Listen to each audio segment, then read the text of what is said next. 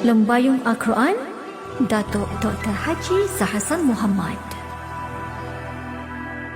Assalamualaikum warahmatullahi wabarakatuh. Alhamdulillah wassalatu wassalamu ala Rasulillah. Innal hamdalillah nahmaduhu wa nasta'inuhu wa nastahdihi wa nastaghfiruh wa natubu ilayhi wa natawakkalu alayhi wa na'udzu billahi min shururi anfusina wa sayyiati a'malina. May yahdihillahu fala mudilla lahu wa may yudlil fala hadiya lahu. Allahumma salli wa sallim wa barik ala Muhammad wa ala ali Muhammad kama sallaita wa sallamta wa barakta ala Ibrahim wa ala ali Ibrahim fil alamin innaka Hamidum Majid. Amma ba'd. Muslimin muslimat yang dirahmati dan dikasihi sekalian, kita mengulangi ayat ke-6 dan ke-7 dari surah Al-Ankabut. Ada tuan-tuan memiliki tafsir Ibn Katsir, turun buka pada jilid ke-7 muka surat 155. A'udzubillahi minasyaitonir rajim. Wa man jahada fa innama yujahidu li nafsihi innallaha laghaniyyun 'anil 'alamin. Walladzina amanu wa 'amilus salihati lanukaffiranna 'anhum sayyi'atihim wa lanajziyannahum ahsanal ladzi kanu ya'malun. Shadaqallahul 'azim. Barang siapa yang berjihad, maka sungguhnya jihadnya adalah untuk dirinya sendiri. Sungguhnya Allah benar-benar maha kaya, tak memerlukan satu pun dari alam semesta. Dan orang-orang yang beriman dan beramal saleh, benar-benar kami akan hapuskan dari mereka dosa-dosa mereka, dan benar-benar kami akan beri pada mereka balasan yang lebih baik daripada apa yang mereka kerjakan. Jadi dalam ayat yang ke-6 ni, kalau kita perhatikan, dia mengandungi janji kebaikan bagi mereka yang taat, iaitu dorongan untuk beramal saleh. Untuk itu, ayat ini menegaskan barang siapa yang berjihad, iaitu mencurahkan kemampuannya untuk melakukan amal saleh hingga bagaikan dia berlumba-lumba dalam mengerjakan kebaikan itu, maka sungguhnya manfaat dan kebaikan jihadnya adalah untuk diri sendiri. Sedikit pun upaya dan amalnya itu tidak bermanfaat atau diperlukan oleh Allah, tapi ia berguna untuk dirinya sendiri. Jadi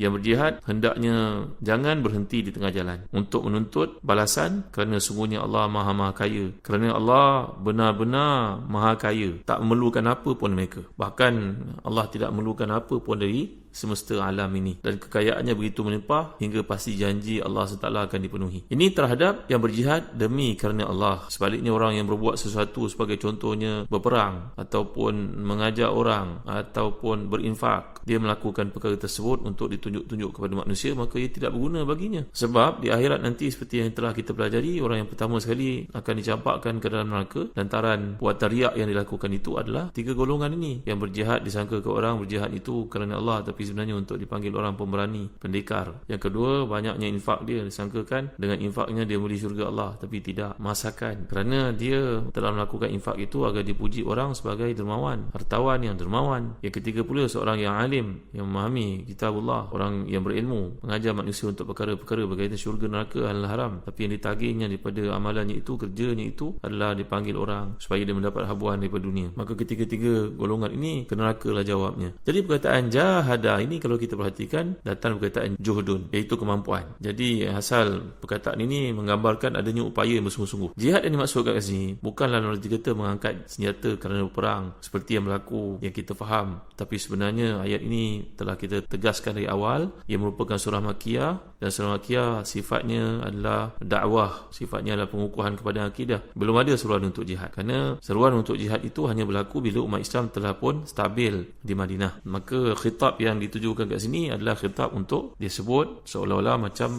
merujuk kepada Nabi SAW. Tapi yang sebenarnya kalau kita pelajari dari sudut bahasa, ini adalah khitab yang bersifat, yang nampak seperti khusus, tapi sebenarnya dia bersifat umum, kerana seruan ini ditujukan kepada manusia keseluruhannya. Tengok ya, dalam Al-Burhan, Al-Imam Badruddin Al-Kashi menjelaskan ada berbelas-belas bentuk khitab dalam Al-Quran. Ada khitab yang bersifat am, memang dikehendaki dengannya umum. Ada khitab bersifat khas, dikehendaki dengannya perkara yang memang khusus. Ada khitab yang nampaknya khas, tapi dikehendaki padanya adalah untuk umum, untuk semua orang. Macam contohnya menerusi surat Talaq, ayat yang pertama, bila Allah turunkan firman-Nya, perintahnya, a'udzubillahi minasyaitonirrajim, ya ayuhan nabiyyu idza talaqtumun nisaa, wahai nabi, apabila engkau mentalakkan orang perempuan. Jadi seruan itu nampaknya kepada nabi, tapi sebenarnya mesejnya untuk semua kaum muslimin dalam isu berkaitan dengan talak ini, perhubungan suami isteri. Begitu juga kita dapat lihat dalam apa yang dikemukakan, khitab yang merujuk kepada am, tapi dikehendaki dengannya khusus. Ada juga, sebagai contohnya dalam ayat 173 surah Ali Imran, a'udzubillahi minasyaitanir rajim. Alladzina qala lahumun nasu innan nasa qad jama'u lakum fakhshawhum fazadahum imana wa qalu hasbunallahu wa ni'mal wakil. Ini menunjukkan kepada seolah-olah manusia keseluruhannya, tetapi yang dikehendaki kat sini adalah kisah para sahabat ketika mereka berada dalam peperangan bersama dengan kaum musyrikin pada zaman Nabi SAW. Nampaknya macam umum, tapi maksud dia khusus, iaitu peristiwa berlaku pada zaman Nabi, terbatas di situ. Ini khitab-khitab yang ada dalam Al-Quran. Jadi dalam ayat yang kita pelajari kat sini, bila Allah Ta'ala merintahkan kepada kaum mukminin, wa man jahada fa innama yujahidu li nafsihi, ini adalah khitab yang ditujukan kepada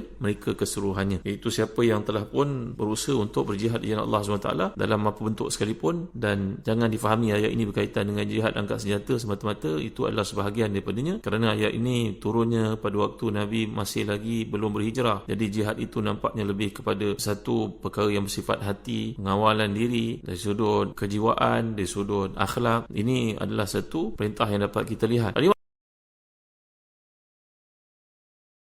iaitu melawan dorongan hawa nafsu. Kata ulama yang terkemuka ini, kata seperti ini tidak disebut objeknya. Kerana itu pula maka yang disebut meraih manfaatnya adalah nafs, iaitu dengan mengatakan fa innama yujahidu li nafsihi, maka siapa yang dapat mengawal hawa nafsunya, maka sebenarnya dia telah pun memberi satu kebaikan untuk dirinya sendiri. Demikian juga dikatakan Syed Qutb, kata pentafsir Al-Quran yang terkemuka dalam tafsirnya yang hebat ini, namanya Fi Zilalil Quran. Kalau tuan-tuan ada peluang bacalah. Bagi mereka yang belajar bahasa Arab utamanya, lebih lagi digalakkan kerana uslub Syed Qutb ni sangat menarik, kekuatan bahasa yang ada padanya. Memang Syed Qutb ni terkesan ataupun dipengaruhi oleh seorang penulis sebelumnya nama Abbas Al-Aqad, tapi memang membaca tulisan Syed Qutb ni penting, utamanya bagi mereka yang belajar dalam bidang lugawiyat. Jadi kata Syed Qutb, jihad ini adalah meningkatkan kualiti seseorang itu dan juga kekuatan hatinya. Jadi menjadikan dia dapat memperluaskan ufuk wawasannya, menjadikan dia mampu mengalahkan sifat tamak, sifat cinta pada harta, dan juga dapat membangunkan potensi-potensi positif yang terdapat dalam dirinya. Jadi ini semua ada berkaitan dan akan memberi kesan pada masyarakat orang kelilingnya. Maka itulah yang akan melahirkan satu bentuk perjuangan arus yang namanya hak dan juga salah,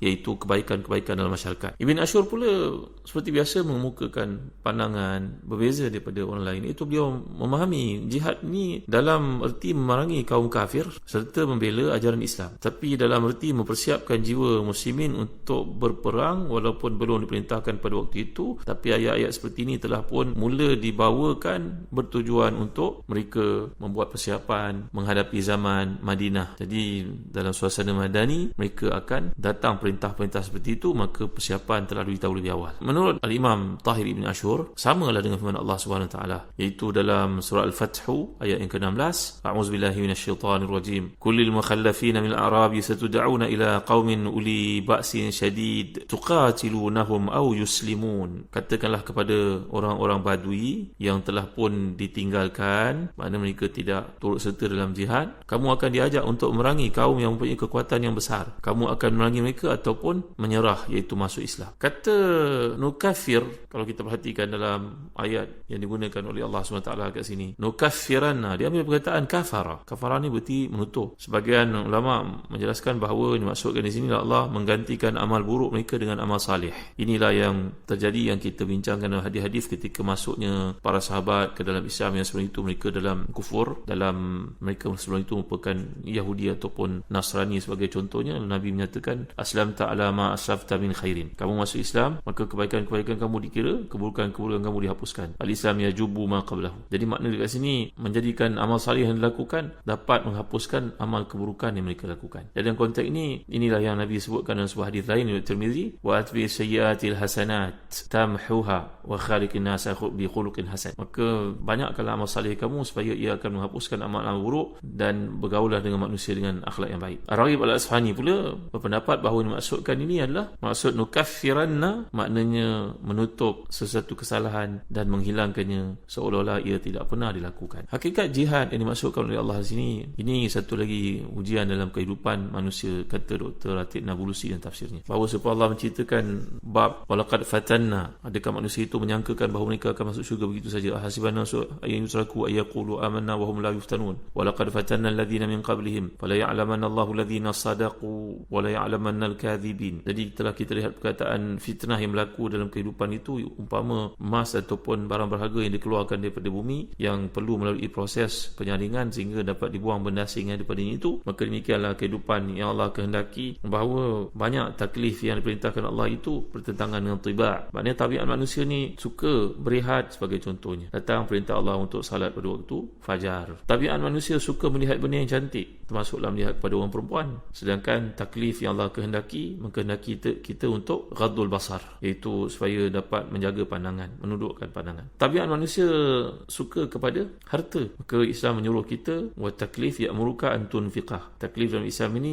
sebahagiannya menyuruh kita untuk bersedekah, yang wajib adalah zakat. Begitu juga tabiat manusia suka bercerita, tapi Islam mengajar kita supaya jangan melakukan ghibah, namimah, seperti yang telah kita pelajari sebelum ini. Itu ghibah ni zikruka akhaka bima yakrah, menceritakan satu benda terhadap saudara kamu yang kalau didengar tentu dia tidak suka. Itu namanya ghibah, mengumpat. Wa in qulta ma laysa fihi faqad bahatahu, kata Nabi SAW. Kalau kamu berkata pula benda yang tidak ada padanya, maka itu dah masuk ke bab tuduhan, buhtan namanya, menuduh. Maka tiba-tiba datang syariat Allah SWT ni untuk mengajar kita supaya kontrol diri kita, jaga diri kita. Ini yang kita lihat dalam surah Nazi'at sebagai contohnya, ayat ke-41. A'udzubillahi minasyaitanirrajim. Wa amma man khafa maqama rabbih wa nahan nafsa 'anil hawa fa innal jannata hiyal ma'wa. Siapa yang takut pada maqam Tuhannya dan mencegah nafsunya daripada mengikut hawa nafsu syahwat itu, dalam keadaan ini merupakan perkara yang diharamkan oleh Allah SWT, maka syurgalah tempat tinggalnya. Jadi kalau kita lihat perkataan taklif ni berbanding dengan mengikut nafsu syahwat, yang bab mujahadatun nafs ni, bab taklif. Apa maksud taklif tuan-tuan? Orang panggil mukallaf. Dia datang perkataan kulfah. Bahasa Arab panggil kulfah. Kulfah ni maknanya satu benda yang syai'un muklif, satu benda yang ada beban padanya, seperti salat, siyam, haj, zakah, ghadul basar, zikrullah, al-amru bil ma'ruf wa nahyu anil munkar, wa infaqul mal. Semua ni merupakan takalif. Benda-benda itu membebankan bagi orang untuk melakukannya. Salat kerana ada tanggungjawab untuk bersuci, pakai pakaian bersih, mencari tempat yang betul, cari arah kiblat. Siyam, puasa,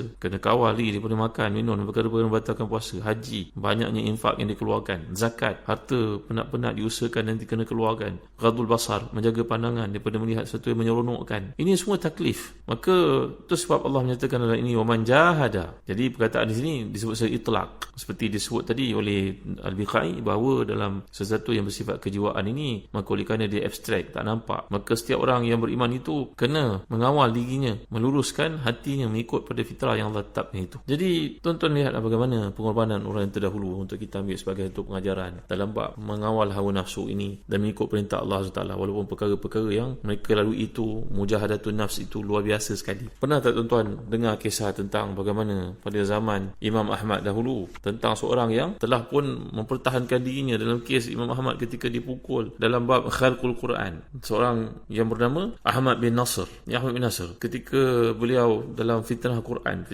ni iaitu satu ujian yang berlaku kepada umat Islam pada zaman Baghdad bila mereka dipengaruhi oleh Mu'tazilah. Maka Ahmad bin Nasr Khuzai ini termasuk seorang ulama salaf yang besar, yang banyak mengucapkan perkara kebenaran, merintahkan kebaikan, mencegah kemungkaran. Dia tetap tegak mempertahankan untuk mengatakan Quran itu, bahawa Quran itu bukannya makhluk. Lalu ini Ahmad bin Nasr Khuzai ini telah pun dibawa oleh penyokong-penyokong diraja yang bermazhabkan Mu'tazilah pada masa itu. Dibawa ke Samarra. Samarra ni maknanya satu bandar yang dibangunkan pada zaman Abbasiyah dahulu. Samarra datang perkataan Surman Ra'a, ni satu bandar yang sangat cantik, indah. Dibawa dalam keadaan terikat, lalu ditawarkan kepadanya supaya kembali pada pendapat bahawa Quran merupakan kalamullah, kerana kata Quran itu makhluk, barulah dia akan dibebaskan. Dan ditawarkan jawatan yang tinggi dengan keduniaan dan sebagainya. Qadhi yang mengadilinya pula ni merupakan di hadapan seorang khalifah yang jahat pada masa itu, mengatakan bahawa Ahmad bin Nasr Khuzai ini halal darahnya, tuan-tuan dimuliakan Allah sekalian. Tapi hebatnya orang ni melawan